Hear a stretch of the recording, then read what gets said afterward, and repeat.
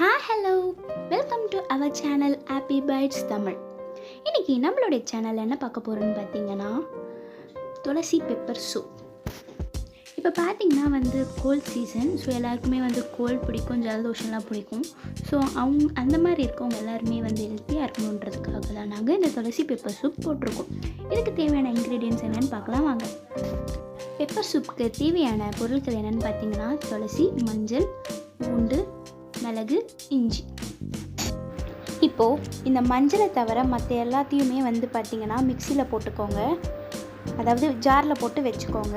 ஜாரில் போட்டுட்டு அதாவது நீங்கள் எவ்வளோ போட்டிருக்கீங்களோ குவான்டிட்டி அதுக்கேற்ற மாதிரி கொஞ்சமாக தண்ணி ஊற்றுங்க. ரொம்ப ஊற்றாதீங்க, கொஞ்சமாக தண்ணி ஊற்றி ஒரு ரவுண்டு மிக்சியில் போட்டு எடுத்து வச்சுக்கோங்க. நம்ம எல்லாத்தையும் போட்டு அரைச்சா அந்த கன்சிஸ்டன்சி இப்படி தான் இருக்கும்.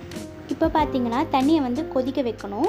அதாவது நாங்கள் 4 பேருக்கு பண்ணுறதுனால இந்த அளவுக்கு தண்ணி எடுத்து கொதிக்க வைக்கிறோம்.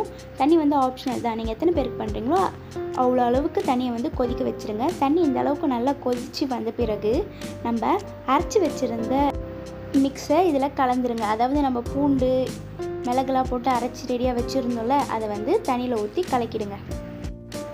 பாருங்கள், தண்ணியில் ஊற்றினோன்னே இந்த கலரில் தான் வரும்.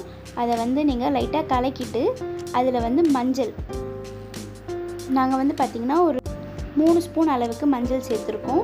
நீங்கள் எத்தனை பேருக்கு இந்த சூப் செய்கிறீங்களோ உங்களுக்கு ஏற்ற அளவுக்கு நீங்கள் மஞ்சள் கூட எக்ஸ்ட்ராவாக ஆட் பண்ணிக்கலாம். அதே போல் பார்த்திங்கன்னா இந்த மஞ்சளை நம்ம போட்டுட்டு அதை நல்லா கரண்டியில் கலக்கி விட்டுறணும். அப்போ தான் அது கட்டி முட்டியுமா ஆகாது.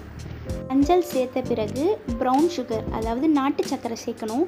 நம்ம போட்டு அரைச்சது எல்லாமே பார்த்திங்கன்னா கொஞ்சம் ஸ்பைஸியாக இருக்கும். ஸோ கொஞ்சம் ஸ்வீட்னஸ்க்காக நாங்கள் இந்த நாட்டு சர்க்கரை போடுறோம். நாட்டு சர்க்கரையும் பார்த்திங்கன்னா ஆப்ஷனல் தான். உங்களுக்கு எவ்வளோ வேணுமோ அந்த அளவுக்கு நீங்கள் அதை போட்டுக்கலாம். நாட்டு சர்க்கரை போட்டு நல்லா கலந்து விட்டுருங்க. கலந்தோடனே இந்த சூப் பார்த்திங்கன்னா கொதிக்க ஆரம்பிச்சிடும். இந்த சூப் கொதிக்கும் போதே நம்மளுக்கு அந்த ஸ்மெல் வர ஆரம்பிச்சிடும். நம்ம போட்ட பூண்டு, இஞ்சி அதோட ஸ்மெல்லெல்லாம் நல்லா வர ஆரம்பிச்சிடும். நல்லா கொதித்தோடனே இறக்கிடுங்க. இந்த சூப் பார்த்திங்கன்னா இப்போ மழை காலத்தில் நம்மளுக்கு ரொம்ப நல்லது. சளி, இரும்பல் அந்த மாதிரி எதனா இருந்துச்சுன்னா இந்த சூப் ட்ரை பண்ணி குடிங்க. கண்டிப்பாக உங்களுக்கு க்யூர் ஆகிடும். இப்போ பார்த்திங்கன்னா சூப் ரெடி ஆகிடுச்சு.